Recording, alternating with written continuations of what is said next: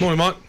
Yeah, morning. I was there yesterday, as I was there on Wednesday as well. And, when you stood there at half-time having a pint and hoping that the rain carries on to get the game called off, you've got a problem. Yeah.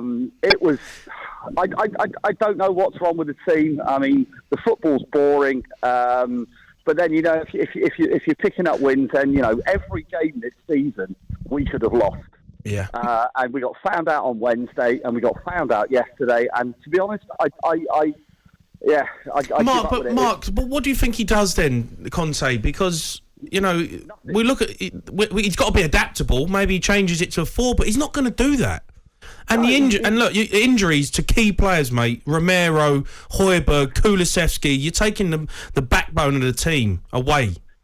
Yeah, but Romero's not as good as he thinks he is. I don't think he is. Well, he's a lot better than Sanchez, Mr. Adidas stand finder. I'm not so sure. I mean, since Dyer got back into the England side, he's not put a foot right.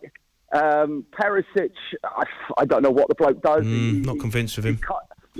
He's got a great touch on him, but he can't beat anybody. He's supposed to be this fabulous person that can put a great ball into the box, but he just doesn't get into that position. But it's just like watching Mourinho. That's what it is. It's boring football. It is. Come on, Jamie. It is. It's so boring. It's unreal. Mark, how much of this do you level at Conte? I know you're saying that to watch it's boring, and if you're winning, you kind of give it a pass. But how content are you with Conte? I think the problem we have is, yes, he went out in the summer and spent money on everybody, but people could see we needed a midfield player. We have got nothing creative in midfield. Losing Kulusevski was a blow, but we don't have it. If you watch the football, we've got nobody. Pick the ball up in the middle of the park, spinning, look forward. It's all sideways, it's backwards. I just feel sorry for Kane and Sonny, They're just getting absolutely nothing, and they're getting no balls, nothing to feed on. As Jamie said, you've got two of the best strikers in the world, and we're just not playing to their strengths. Mark, we need a midfield player. We need someone who can knock the ball around. What an intelligent call. We actually have a position opening on talkSPORT Breakfast from 8 to 10 on Mondays. So, Mark, if you would like to put in your audition tape for that, we'll kindly accept it. Thank you so much for your call, Mark, Thanks, the Tottenham fan. Scott is an Aston Villa fan. Good morning, Scott. Morning, Scott. Morning, guys. How are we doing? Morning. Thanks. We're all right, Scott. We're a little bit divided this morning on the change in form of Aston Villa in 2 games. I just wanted your thoughts on it. Well, I think the guys have got a lot to answer for, the players. It just shows what they're like as maybe people as well, question their profession, the professionalism as well, because the minimum you give is 100% as a footballer. That's an absolute minimum requirement. Yeah. And then games, I think, against Forest, Leeds, the Fulham game was an absolute joke. I wasn't there yesterday, unfortunately. I had to get my season ticket away yesterday, which I didn't now. But, I just think, a few questions got to be asked to the players there. They've threw Gerrard a little bit under the bus. He can't change that quick, So, Scott, I've got to say to you, mate, I've watched Villa a good, but not as much as yourself this season. I've watched Villa, and the 1 or 2 games, I thought they did all right against Chelsea. You could argue they're a little bit unlucky not to take something out of the game. You can look at the situation, the team leaving, McGinn out the starting 11. But the one thing, and I only saw the highlights, I've got to say, the one thing out of the highlights I saw was the increase in tempo, the increase in a desire to run about, and that was the one glaring big difference for me looking at Villa yesterday. Yeah, I think it was just we pressed hard and we went at them straight away. Whether we took them by surprise that they were caught them cold, 3 goals in 15 minutes, whatever it was. I mean, the Chelsea game, did we look better against them? I think when I come on the other day, he said because we went 1-0 down after 5 minutes, we had to sort of go after them a bit, Chelsea. Whereas the Forest and Leeds games were a little bit more reserved in that respect. And big call, dropping John McGinn yesterday. I've been a massive fan of his, but to be honest, since he's had the captaincy, and whether that caused a bit of a rift when he took it off Mings early doors, it was a big call. But he has been poor. He hasn't been great at all, really. So Dendoncker come in and done well yesterday. So. Scott, another good call there, Aston Villa fan. Just another one on this one. Sean texted in. He said it was a different 11 formation and instructions. We played with actual width in midfield, which Villa fans have been crying out for. Also, 2 holding midfielders that allowed our attackers more freedom. Drop McGinn, who's been our worst player this season. Gerrard refused to change this and his narrow formation that didn't suit these players. It's round pegs in round holes. Who knew that worked?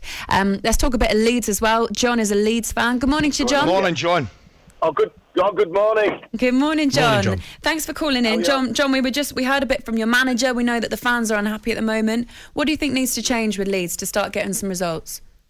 It's very, very simple. We need to get a goal scorer. You defend from the front, and I'll tell you now, I've been a Leeds United fan.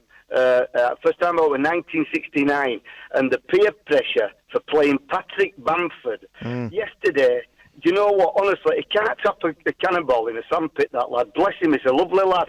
But the Leeds United fans seem to adore him. And do you know what? And even Horta on the board, he brought him from Middlesbrough. Middlesbrough fans were ringing me, laughing at me, saying, "What the hell are you doing buying him?" Now, we had a good season when there were no crowd there, under pressure. I mean, when we played Arsenal last week, we absolutely battered him. And you know what? He missed a penalty, he missed a sitter. And Rodrigo ain't much better either. We've got an Italian international who don't even put on the bench. Now, it's Jesse Marsh's football. I've been watching. It's lovely to watch. And you know what? It's peer pressure. And somebody somewhere needs to do so. We've got a player like Tyler Roberts, who's at QPR on loan. Big, strong lad who can create goals. I've seen what's happening at Leeds, and honestly, it's just peer pressure. I don't know what you think about that, and if you've ever experienced that before, Ali and Jamie, but that's what it is. He daren't drop him. Isn't that ridiculous? That's the truth. It's a funny one, John. I'm looking at Leeds, and I said earlier on the show, I said to Laura, Bamford, I agree with you, mate. He just looks out of sorts at this moment in time. He looks as though he can't buy a goal. Yeah, but it's always been the same, Ali. I mean, look, he's a good player, and he scores goals in the Championship. It should have been addressed. We've always said that. You know, Bamford, good player, works hard, decent for your team, but he's not a goal scorer. He needs too many chances. It's like McCoy's playing up front. Oh, out of order. Just another one on that. I don't know where Leeds go from here. I really don't. I just know that when you lose some big players like Phillips and Rafinha, I know that you're going to struggle. I kind of think the thing with Bamford is he came off the bench against Arsenal, and yes, he missed a penalty, and he's right. He probably should have put a couple of other chances, at least one other chance away. But they did look different with him in the team. Rodrigo, I think he's right. I don't think that it's an improvement to have Rodrigo over Bamford, but maybe they need a little bit of help there. I just think when you lose those huge players and you don't replace them adequately, what do you think's going to happen? Okay, Jesse March, the next game for them and Leeds, it's Liverpool. Wow, and it's at Anfield, live on talkSPORT this Saturday at 7:45. Could he be in hot water if they lose that one, Jay? More hot water? Yeah, he's banging trouble. He's banging trouble. Leeds can't afford to go down. I just don't think he's good enough as a manager. talkSPORT Breakfast with Laura Woods. Monday to Wednesday mornings 6 till 10. On AM, on DAB, via the talkSPORT app and on your smart speaker. talkSPORT.